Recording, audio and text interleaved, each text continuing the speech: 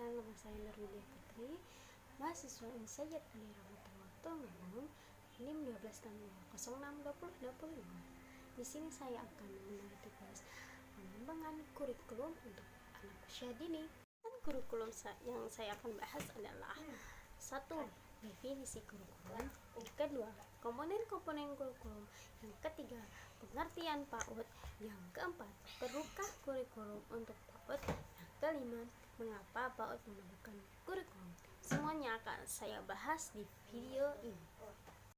Yang pertama adalah definisi kurikulum.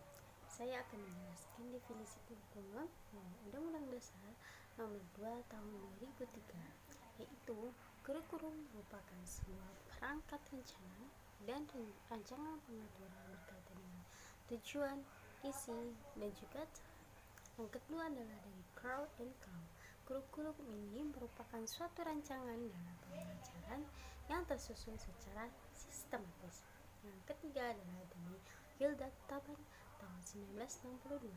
Kurikulum ini merupakan dianggap sebagai plan of learning. Maksudnya adalah merencanakan suatu pembelajaran untuk masa depan yang lebih baik lagi.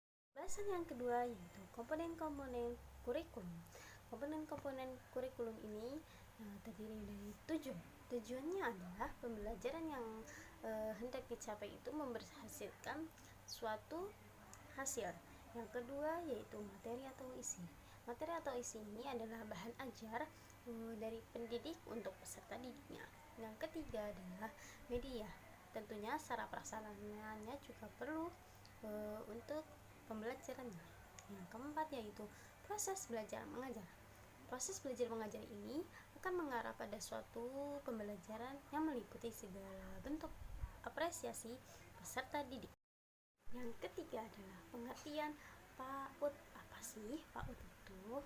PAUD adalah pendidikan anak usia dini yang memerlukan pembinaan dari sejak lahir sampai dengan umur 6 tahun agar anak memiliki rangsangan pembentukan pertumbuhan dan perkembangan dari jasmani dan rohaninya untuk memiliki kesiapan dalam pendidikan yang lebih tinggi lagi. Penjelasan selanjutnya adalah perlukah kurikulum untuk PAUD. Nah, kurikulum juga penting untuk anak usia dini loh.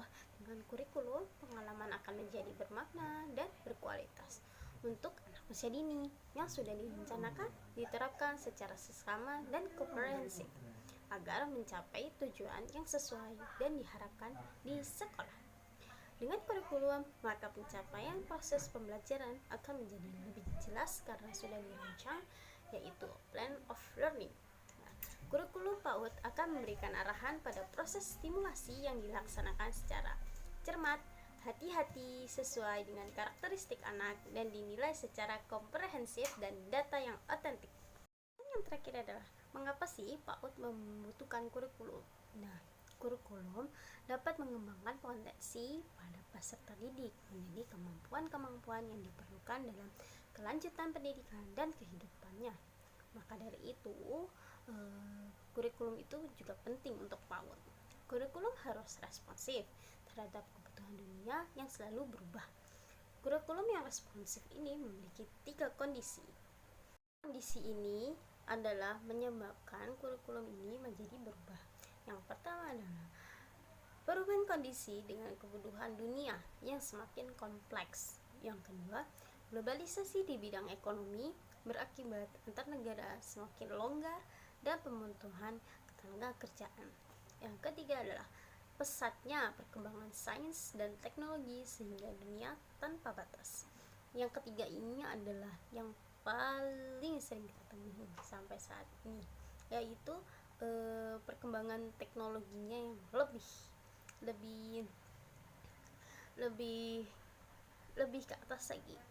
Kesimpulannya yaitu adalah kurikulum ini memang sangatlah penting, apalagi untuk pendidikan anak usia dini yang sejak baru lahir, yang memerlukan pembinaan karena proses perkembangannya, pertumbuhannya juga akan diterapkan pada pendidikan anak usia dini. Terima kasih. Wassalamualaikum warahmatullahi wabarakatuh.